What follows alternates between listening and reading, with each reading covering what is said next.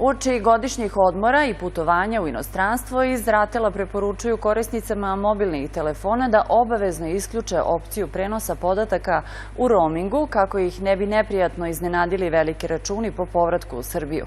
Vrlo često se, kažu u RATEL-u, dešava neprijatnost da građani koji se vrate sa odmora dobiju veliki račun za mobilni telefon i nije im jasno o čemu se radi. Savjet korisnicima jeste da pre svega pogledaju u zemlju koju putuju sa kojim operatorom u toj zemlji njihov matični operator ima, da kaže, najpovoljnije cene. I samim tim da manuelno izaberu baš tog operatora, a ne da puste da sama aparat automatski izabere operatora.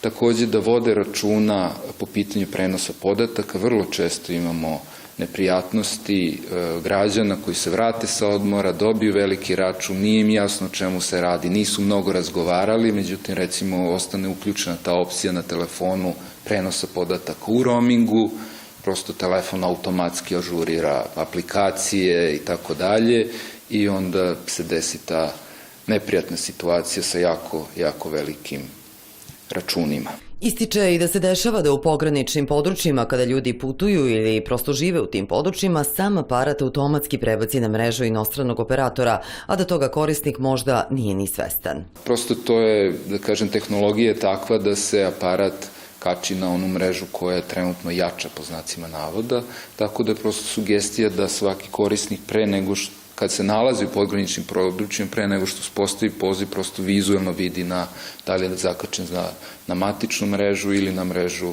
inostranog operatora. Jedna SMS poruka ima 160 karaktera, a korisnici treba da vode računa kada koriste, na primjer, za pisanje poruka slova č, ć, đ, jer ona mogu da zauzmu i do 90 karaktera. Kada pošaljete jednu rečenicu, mislili ste da ste poslali jedan SMS, a u stvari možete da pošaljete 3-4 SMS poruke.